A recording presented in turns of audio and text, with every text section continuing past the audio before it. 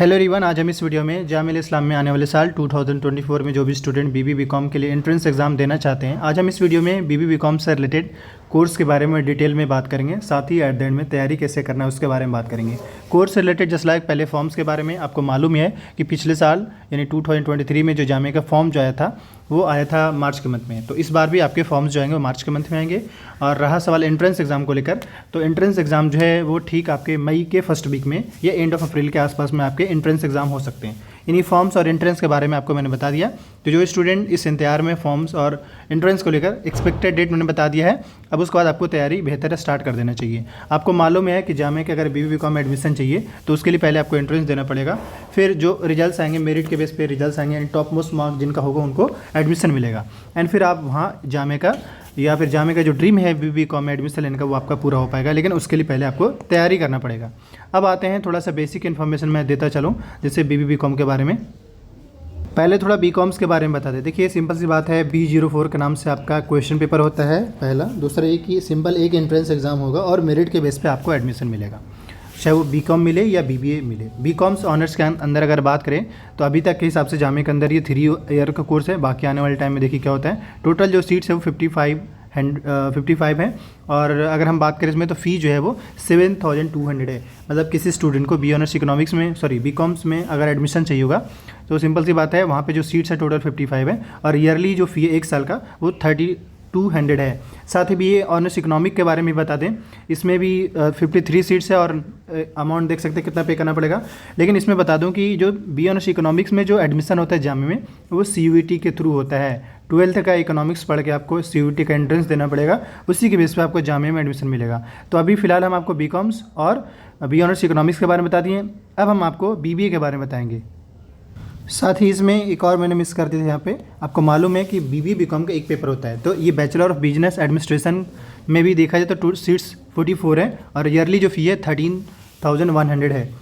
तो बेसिकली बात करें तो यहाँ पे कोर्स और उस कोर्स में सीट्स कितने हैं, उसके फ़ीस कितने लगेंगी, और इसके अलावा एग्ज़ाम का पैटर्न यानी एडमिशन का पैटर्न में यही है कि BBA बीकॉम में अगर आपको एडमिशन चाहिए इन दोनों में किसी कोर्स के लिए तो JMI को एंट्रेंस देना पड़ेगा।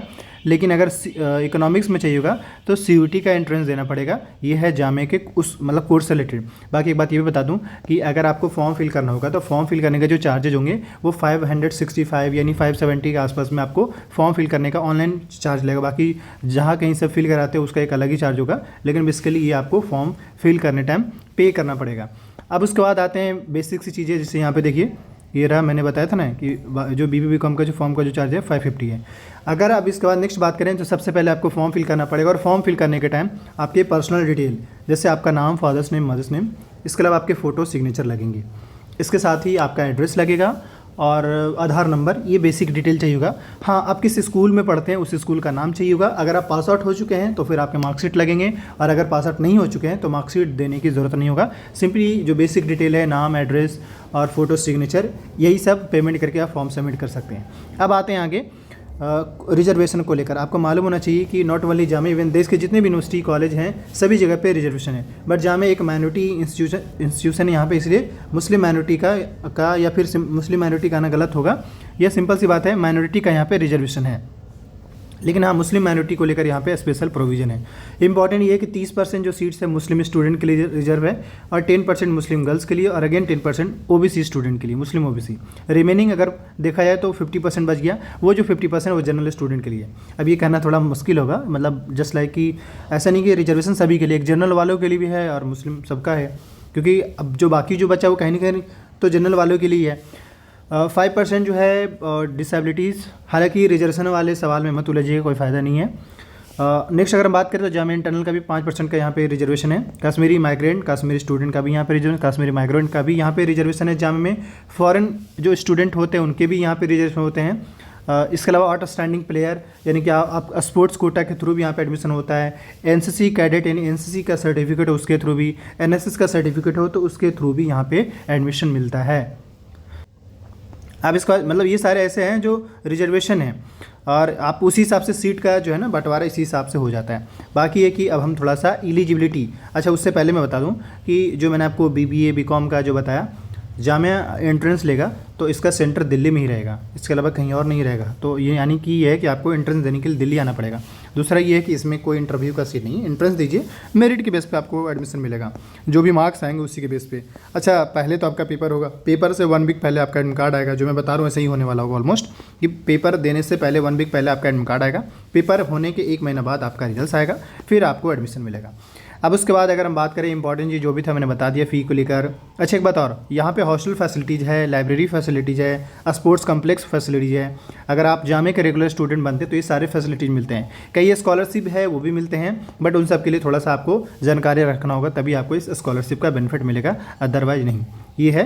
अब अगर नेक्स्ट बात करें यहाँ पे, तो जैसा कि मैं आप बताना चाह रहा हूँ, यहाँ पे देख लीजिए B04 के नाम से। देखिए, सबसे पहले तो ये है कि B04 में आप देखेंगे तो एक पेपर रहेगा जिसका नाम होगा B04, यानी क्वेश्चन पेपर पे B04 लिखा होगा, तो B04 के नाम से पेपर होगा। और यहाँ पे हालांकि बात है, ये तो पिछले साल का है, इस पर आप ध्यान मत करिएगा। इंपॉर्टेंट ये देखिए कि इसका एलिजिबिलिटी क्या है।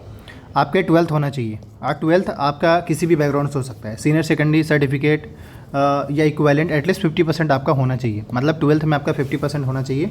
इट डजन मीन कि आपका साइंस से हैं, मैथ्स से हैं या आर्ट्स से हैं, आपका सिंपल सी बात है 12th होना चाहिए। अब यहाँ पे इन्होंने इस तरीके से मेंशन नहीं किया, सिंपल सी बात ही कहना चाह रहे कि आपका 12th होना चाहिए और 50% है तो आपको BBA या BA ऑनर्स इकोनॉमिक्स में या BCom में भी आपको एडमिशन मिल जाएगा, देख सकते हैं। अब इसके बाद नेक्स्ट अगर हम बात करें यहाँ पे, जैसे इकोनॉमिक्स का भी BBA और BCom, इन तीनों का जो एलिजिबिलिटी क्राइटेरिया एक ही है। हालांकि BA ऑनर्स इकोनॉमिक्स में जो था एडमिशन लिख रखा है कि हम इसमें एडमिशन जो लेंगे वो CUET के मेरिट के बेस पे लेंगे। तो ऑलरेडी आपको मालूम ही है कि जामिया के अभी 15 कोर्स ऐसे हैं जो CUET में जा चुके हैं, बाकी को लेकर कोई अभी तक क्लैरिटी नहीं, बट आने वाले टाइम में देखा जाएगा।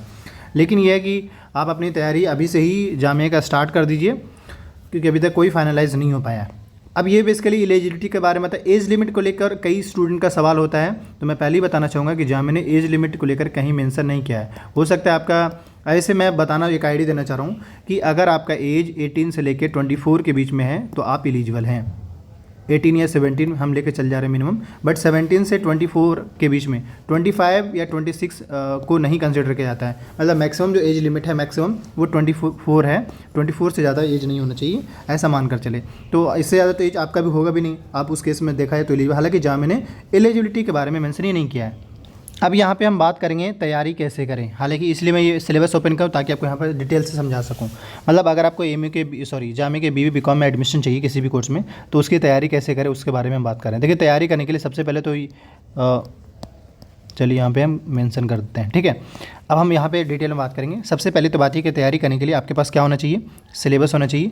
आप ये सिलेबस डाउनलोड कर लीजिएगा, वीडियो के डिस्क्रिप्शन बॉक्स में टेलीग्राम का लिंक है, वहाँ से भी, वरना वेबसाइट से भी डाउनलोड कर सकते हैं। अब फिर कन्फ्यूज होगा सर सिलेबस तो 2021-22 का है, आप इस पर बिल्कुल भी ध्यान मत दीजिए। ये सिलेबस मतलब यूजुअली जामिया का सिलेबस चेंज नहीं होता है, एग्जाम में के पैटर्न में यानी क्वेश्चन पेपर में बस चेंज दिख सकता है, मतलब कभी टफ कभी आसान कभी मीडियम हो सकता है, लेकिन इनके सिलेबस चेंज नहीं होते हैं। तो सिलेबस का कोई चेंजेस नहीं होगा, सिंपल सी बात है, यही आपके पास सिलेबस होना चाहिए। और उसके बाद दूसरा PYQ यानी previous year paper, question paper जो प्रीवियस अब तक पूछ चुका है, जिसमें एटलीस्ट 5 से 6 ईयर का अगर आपका पेपर है तो मेरा ख्याल है कि आपके पास काफ़ी है, इतना काफ़ी है सिलेबस और PYQ को आप टॉपिक वाइज एनालिसिस करेंगे। ये पता करने की कोशिश करिएगा कि किस सेक्शन से क्या पूछ रहा है। जैसे अगर आप देखा जाए यहाँ पे, पहले थोड़ा सा मैं आपको यहाँ पे पैटर्न बता दूँ। आप यहाँ पे नोटिस करिएगा कि आपका 1 आवर 30 मिनट का पेपर रहेगा, टोटल 100 MCQ रहेंगे, और इसमें देखा जाए तो ऑब्जेक्टिव टाइप MCQ रहेंगे। अब वो सवाल कहाँ से रहेंगे वो देख लीजिए। जैसे 20 मार्क्स का आपका इंग्लिश से रहेगा।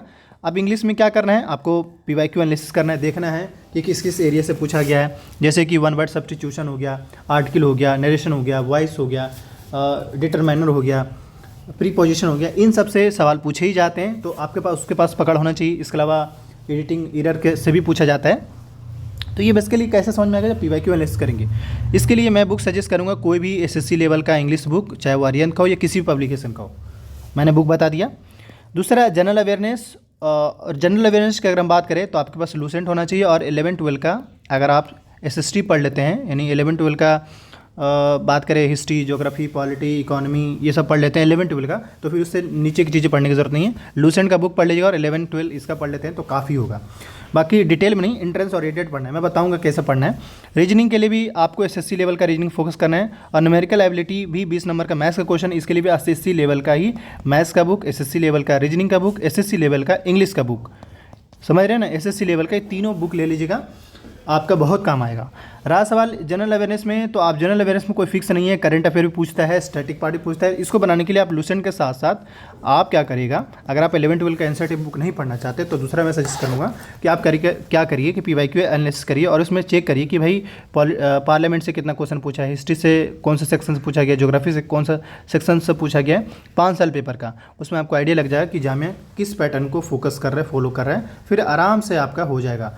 अच्छा, इसमें ये भी बात आपको समझना होगा कि अगर आप इन सब में, जैसे लैंग्वेज में अगर आप 20 है तो इसमें 10 एटलीस्ट फोकस करिए, जनरल अवेयरनेस में अगर 40 है तो कम से कम 20 पे फोकस करिए, न्यूमेरिकल एबिलिटी में पे भी कम से कम 10 पे, और रीजनिंग में तो कम से कम 20 में कम से कम तो आपको 10 या 15 के आसपास फोकस करना होगा।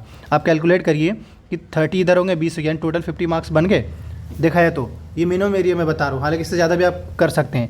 ये 50% आपका कट ऑफ कितना जाता है, ये 50 के आसपास तो ये कट ऑफ ही जाता है। इसका मतलब ये कि आपको 100 पे फोकस नहीं करना है, बल्कि आपको 50 से 60% एरिया पे फोकस करना है, और फिर आपका ज़रूर होगा जामे में। तो ये बेसिकली मैंने बताया।